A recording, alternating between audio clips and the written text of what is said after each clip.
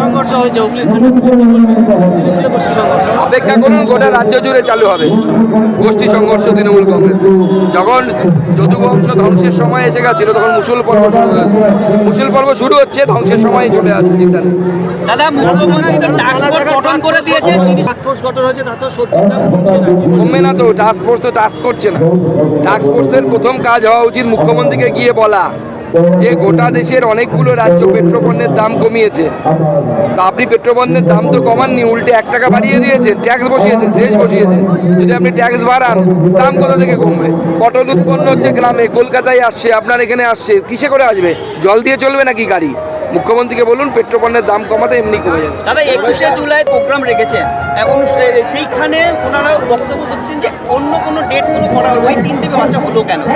দেখুন, আমাদের বিরোধী দলনেতা কতগুলো প্রস্তাব রেখেছেন, আমরা পার্টি সেই প্রস্তাবকে খুব সুচিন্তিতভাবে চিন্তাভাবনা করছি। আমরা আমাদের কার্যক্রম আগামী দিনে ঘোষণা করব। দাদা, সাংগঠনিক ব্যর্থতার কারণে যে 4টি আসনে যে পরাজয় হলো, তাতে কি সাংগঠনিক ব্যর্থতা আছে? দেখুন, শুধু সাংগঠনিক ব্যর্থতা হলে এই রেজাল্ট হয় না, কারণ আমি এখনই বলে দিচ্ছি, ভবিষ্যৎবাণী করে দিচ্ছি, আগামী দিনে ওই সিটগুলো আমরা জিতব। লোকসভা তো আমরা এগিয়েছিলাম, এত 50,000 ভোটের লিড, বোঝা এত ছাপ্পা মারা হয়েছে, ওইভাবে ভোট হয় নাকি? এক একটা বুথে 3 ভোট পেয়েছে বিজেপি। কিছুদিন আগে ভোট হলো অন্যরকম।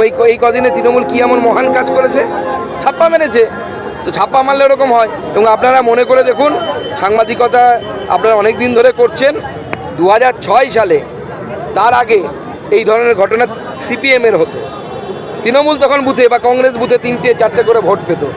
যখন যে পার্টি ক্ষমতায় থাকে এবং তার অন্তিম সময় ঘনিয়ে আসে, তখন এই ধরনের ঘটনা ঘটে, এই ধরনের অবাস্তব মার্জিন হয়।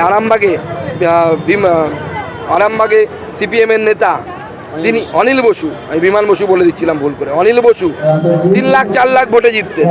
বলতেন মমতা বন্দ্যোপাধ্যায় গেলে আমাদের মহিলারা পশ্চাৎ দেশ দেখাবে। খুঁজে পাওয়া যায় এখন তাকে?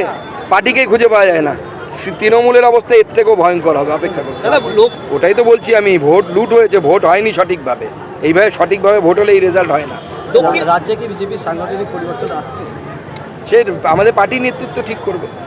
দক্ষিণবঙ্গের মডেল শুভেন্দুবাবু বলছেন যে পূর্ব মেদিনীপুর, কি বলবেন? দক্ষিণবঙ্গের মডেল একদম পার্টি আলোচনা করবে।